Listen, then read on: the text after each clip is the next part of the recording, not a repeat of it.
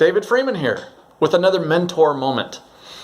Thank you for being a mentor. In the past 2 weeks, I've heard stories of mentees losing weight they've wanted to lose, learning to tithe, improving their relationships with their family members, getting better jobs.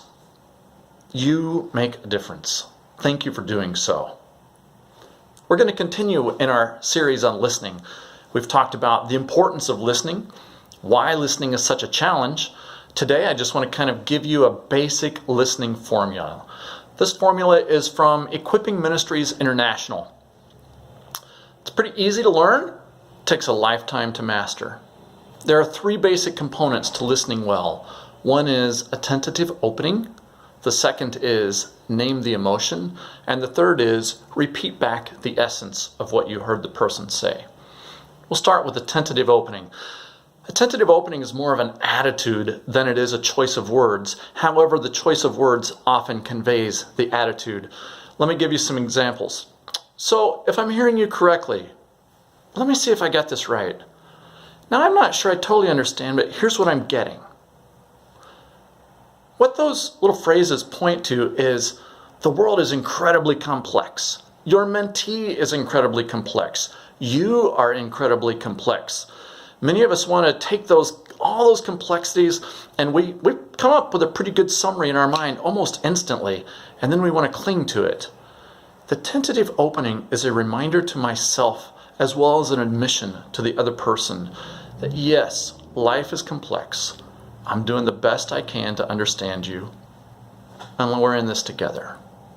Okay, the second step is naming the person's emotion. I'm going to talk about this for a few moments because it's important. When somebody does not feel heard, they often repeat themselves, and often louder and louder.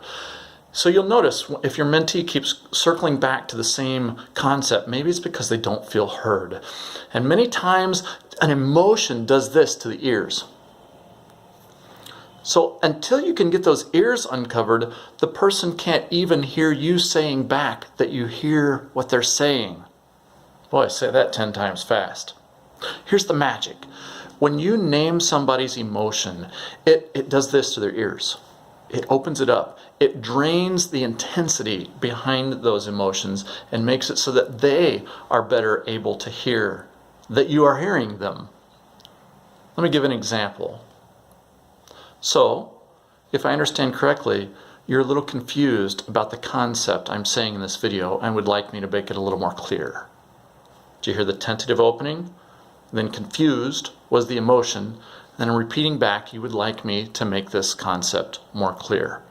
It really is just that simple. You're not necessarily going for proof that you have the other person totally figured out. What you're really going for is confirming that the other person is a valid person with valid thoughts worth hearing. So let me go through that formula again. Tentative opening, name the emotion, and then repeat back the essence of what you heard that person say.